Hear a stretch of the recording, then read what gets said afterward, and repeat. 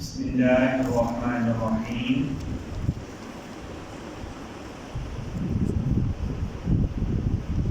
ام المؤمنین سیدہ ام سلمہ رضی اللہ تعالی عنہ. سیدہ ام سلمہ انتہائی عقل مند، بلند اخلاق اور کردار والی خاتون تھی. آپ زاہدانہ زندگی گزارتی، اللہ کی راہ میں بہت زیادہ خرچ کرنے والی تھی، لوگوں کو نیکی کا حکم کرنے والی تھی، برائی سے روکتی تھی.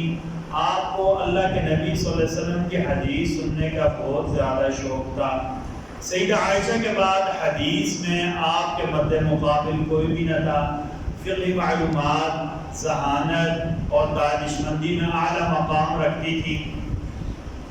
بڑے بڑے صحابہ کرام اور تابعین آپ سے آ کر مسائل پوچھتے تھے.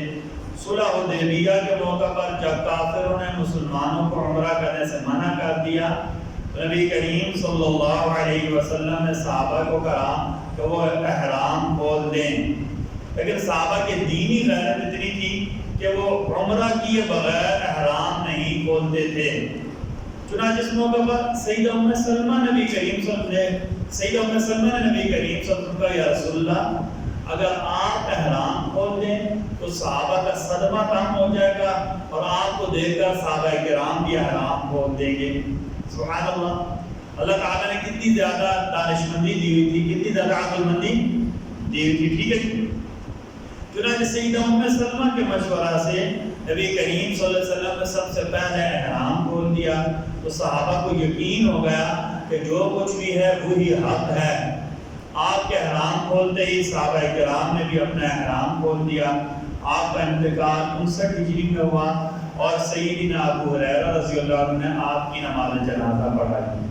یہاں سے ایک بات یاد رکھیں، گھر کی عورتوں کو بھی دینی مسائل کا پتہ ہونا چاہیے. گھر کی عورتوں کو بھی دینی مسائل کا پتہ ہونا چاہیے. مردوں کا کام ہے، مردوں کے اوپر فرض اور واجب ہے کہ اپنے گھر میں ایسی دینی کتابیں رکھیں جس سے عورتیں دین کی مسائل معلوم کر سکیں.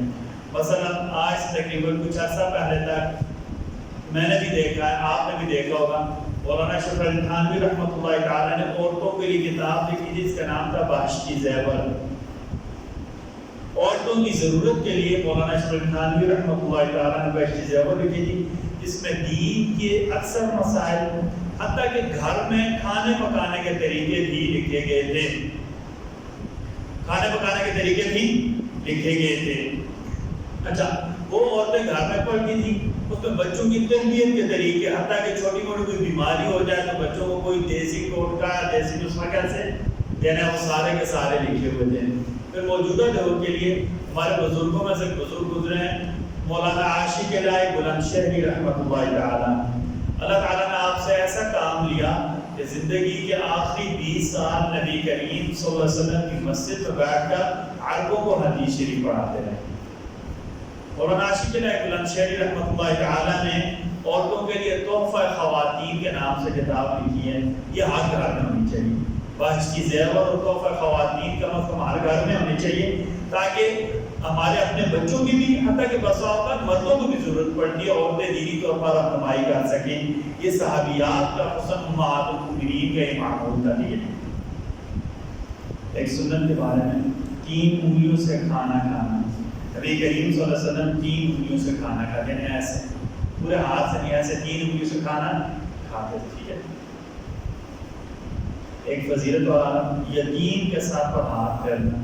نبی کریم صلی اللہ علیہ وسلم نے فرمایا جب کوئی شخص کسی یتیم کے ساتھ پر ہاتھ پھیرتا ہے تو اللہ تعالیٰ ہر بال کے بدلے اس سے نیکی عطا فرماتے ہیں.